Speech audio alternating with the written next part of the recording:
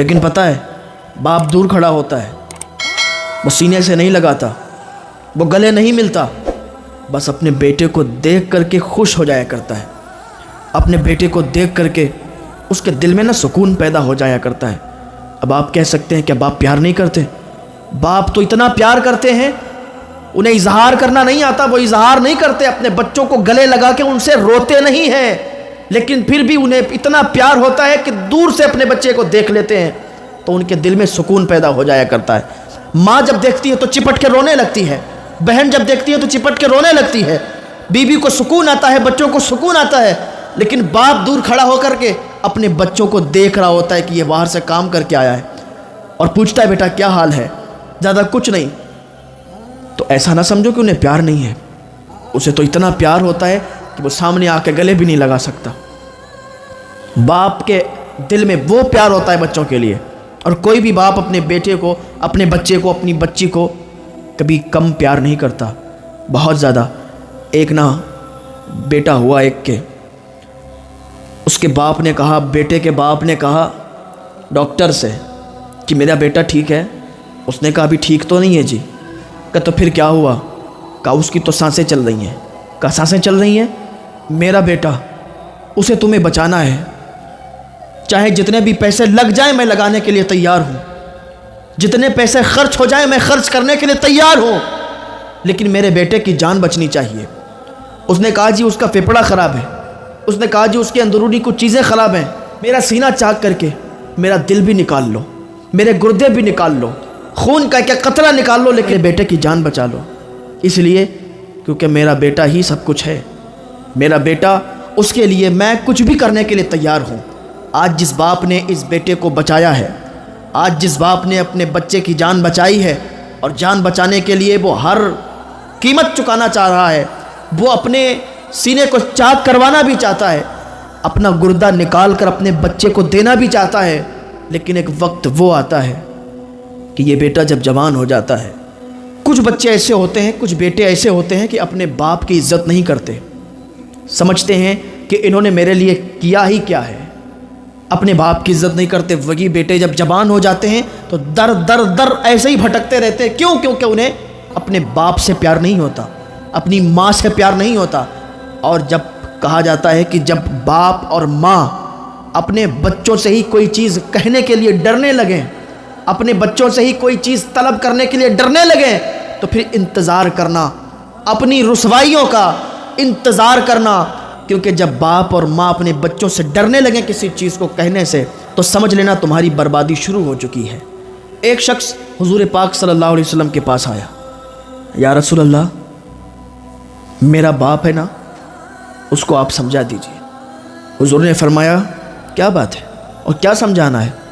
کہنے لگا یا رسول اللہ صلی اللہ علیہ وسلم میرے باپ کو سمجھائیے، اور میں جتنا کماتا ہوں نہ لاتا ہوں تو میرا باپ نہ میرے مال سے کھا لیتا ہے، میرے مال سے نکال لیتا ہے، کچھ پیسے لے لیتا ہے اور لینے کے بعد وہ خرچ کر لیتا ہے۔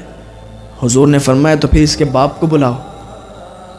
آ گیا حضور کے پاس، نظریں جھکا لیں، یا رسول اللہ صلی اللہ علیہ وسلم آپ نے بلایا ہے؟ حضور نے فرمایا تو پہلے تو وہ بات بتا جو بات تو راستے میں سوچ کر کے آیا ہے۔ اس نے کہا یا رسول اللہ صلی اللہ علیہ وسلم ایسے مت پوچھیں۔ حضور نے فرمایا تجھے وہ بات کہنی ہوگی جو تو راستے میں گھر سے چلا تھا تو سوچتا ہوا چلا تھا، اور تو ذہن میں وہ بات کرتے ہوئے چلا تھا۔ حضور تو نا ہر چیز کا علم رکھتے ہیں، حضور تو دلوں کے حال کو بھی جانتے ہیں۔ اگر نہ جانتے تو پھر بولتے کیسے؟ اگر نہ جانتے تو اس شخص کے بارے میں پتہ کیسے چلتا؟ حضور کو کیسے پتہ چلتا کہ وہ کیا سوچتے ہوئے آ رہا ہے؟ اس نے کہا یا رسول اللہ صلی اللہ علیہ وسلم نہ کہیں۔ کیا کہوں میں؟ حضور نے فرمایا بتانا کیا کہتے ہوئے آیا؟ کہنے لگا یا رسول اللہ صلی اللہ علیہ وسلم، اس نے اپنے سر کو جھکا لیا اور کہنے لگا یا رسول اللہ میں تو بس یہی کہتے ہوئے آ رہا تھا، بس ذہن میں ایک سوال آ رہا تھا، سوچ رہا تھا کہ جب میں جوان تھا، جب میری شادی ہوئی تھی، جب ہم نے بچوں کی طلب کی تھی کہ میرا بچہ، جب میرا بیٹا پیدا ہوگا تو میں اس کو بہت قابل بناؤں گا، جب میرا بیٹا ہوگا وہ بہت قابل بنے گا۔ میں نے تو یہ تمنا کی تھی کہ جب میں جوان ہوں گا اور میرا بچہ ہوگا، میرا بیٹا ہوگا تو میں اسے پڑھاؤں گا، لکھاؤں گا، ایک اچھا قابل انسان بناؤں گا۔ یا رسول اللہ، میں نے سوچا تھا جب وہ قابل بن جائے گا، جب وہ بڑا بن جائے گا، میں بوڑھا ہو جاؤں گا۔ ابھی تو میں اسے چلنا سکھا رہا ہوں، تو پھر جب میں بوڑھا ہو جاؤں گا، یہ جوان ہوگا، یہ مجھے نہ انگلی پکڑ کر چلنا سکھائے گا۔ میرے دانت نہیں ہوں گے کیونکہ میں بوڑھا ہو چکا ہوں گا، اس کے دانت ہوں گے اور یہ مجھے چبا چبا کر کھانا کھلائے گا، ضرورت پڑے گی تو سہارا دے گا۔ مگر یا رسول اللہ، یہ نہیں سوچ رہا تھا کہ آپ کے پاس آ کے یہ ایسی شکایت کرے گا کہ میں اس کے مال سے کھا لیتا ہوں۔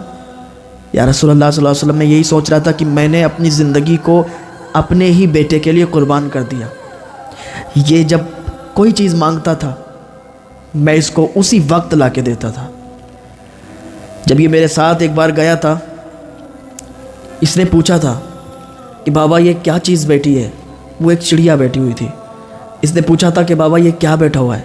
میں نے اس کو بتایا تھا یہ چڑیا بیٹھی ہے۔ پھر اس نے پوچھا کہ بابا یہ کیا ہے؟ تو میں نے بتایا یہ چڑیا ہے۔ 25 سے 30 بار میں نے ایک ہی بات یہ رٹ رہا تھا، بابا یہ کیا ہے، بابا یہ کیا ہے؟ میں اسے بار بار بتا رہا تھا، ارے بیٹا یہ چڑیا ہے، یہ اڑتی ہے، یہ چڑیا ہے۔ لیکن یہ اس سے امید نہیں تھی کہ جب میں بوڑھا ہو جاؤں گا، یہ جوان ہوگا، میں اس سے اگر کوئی چیز پوچھوں گا تو یہ مجھے ڈانٹ دے گا، میں اس سے اگر کوئی چیز پوچھوں گا تو یہ کہے گا کہ ایک بار میں سمجھ میں نہیں آتا ہے جو دوبارہ پوچھ رہے ہو۔ تو مجھے وہی بات یاد آ جاتی ہے جب یہ ساتھ میں تھا اور میں اسے بتا رہا تھا، یہ بار بار رٹ رہا تھا۔ یا رسول اللہ، بس میں یہی سوچ رہا تھا کہ میں اپنے بیٹے کو بڑا کامیاب بناؤں گا، اور جب وہ کامیاب ہو جائے گا تو پھر میں اس کے پاس جاؤں گا تو وہ میری عزت کرے گا، مجھے چبا کے کھانا کھلائے گا، اپنے دوستوں کے درمیان مجھے کھڑا کر کے کہے گا یہ میرا باپ ہے، میں فخر سے وہاں پر میرا سر اونچا ہو جائے گا۔ لیکن نہیں، یہ سوچا نہیں تھا میں نے کہ آج آ کے کہ آپ کی بارگاہ میں اور میری ایسے شکایت کرے گا کہ میں اس کا مال کھاتا ہوں، جبکہ پوری زندگی میں نے اس کے لیے تباہ و برباد کر دی۔ میں نے محنت کی، مزدوری کی، اس کو پڑھایا لکھایا، اچھا انسان بنایا۔ چھوڑیے، آج آپ کی بارگاہ میں اس نے شکایت کی۔ حضور پاک صلی اللہ علیہ وسلم اس کی بات سن رہے تھے، آنسو نکل رہے تھے۔ حضور کی داڑھی مبارک آنسوؤں سے تر ہو گئی۔ حضور نے فرمایا، دیکھ رہا ہے اپنے باپ کو، اس نے پوری زندگی تیرے لیے قربان کر دی، تو آ کے یہاں شکایت کر رہا ہے؟ آج کے بعد نہ میں سن نہ لوں کہ تو نے اس کی شکایت کی ہے یا تو نے اس کو مال سے کچھ دینے سے منع کیا۔ تجھے پتہ ہے تو کچھ بھی نہیں تھا، یہ جو کچھ تو بنا ہے اپنے ماں باپ کے صدقے میں بنا ہے، اور تیرے پاس جو کچھ بھی ہے یہ سب تیرے باپ کا ہے۔ آج تو نے یہ بات کہہ دی تو کہہ دی، لیکن آئندہ آ کے اپنے باپ کی کبھی کوئی شکایت نہ کرنا اور اپنے باپ کو کبھی کسی چیز سے لیے روکنا مت۔ سمجھ رہے؟ آج جو بھی تو بنائے تیرے باپ کا صدقہ ہے یہ، کیونکہ اگر باپ دعا کر دے تو پھر بیٹا کہاں سے کہاں پہنچتا ہے کسی کو نہیں پتا، پھر کسی چوکھٹ پر جانے کی ضرورت نہیں ہے۔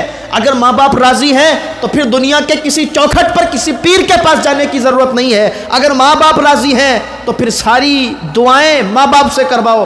ماں باپ کی دعا میں وہ اثر ہے کہ ادھر ماں باپ ہاتھ اٹھائیں گے ادھر دعا قبول ہوتی ہوئی نظر آئے گی۔ ہاں، ماں باپ کی دعاؤں میں تو یہ اثر ہوتا ہے۔ ماں باپ مصلی بچھا کر اگر بچوں کے لیے دعا کر دیں تو پھر کسی آستانے پر وہ دعا قبول نہیں ہوتی جو ماں باپ کے منہ سے نکلی ہوئی دعا فوراً قبول ہوا کرتی ہے۔ یاد رکھیں، تمہاری کامیابی تمہارے ماں باپ کے قدموں کے نیچے ہے۔ تمہیں چاہیے کہ ماں باپ کی رضامندی چاہو، ماں باپ کی خدمت کرو، کیونکہ جب چیز پاس میں ہوتی ہے تو پھر اس کی قدر نہیں ہوتی، اور میاں جب یہ بچھڑ جاتی ہے تو پھر ریشم کے تکیوں پر بھی نیند نہیں آتی ہے۔ یاد رکھیں، ماں باپ اگر جس کے ہیں تو وہ ان کی خدمت کرے، جن کے نہیں ہیں ان کے لیے وہ ایصال ثواب کرے، ان کے لیے دعائیں کریں۔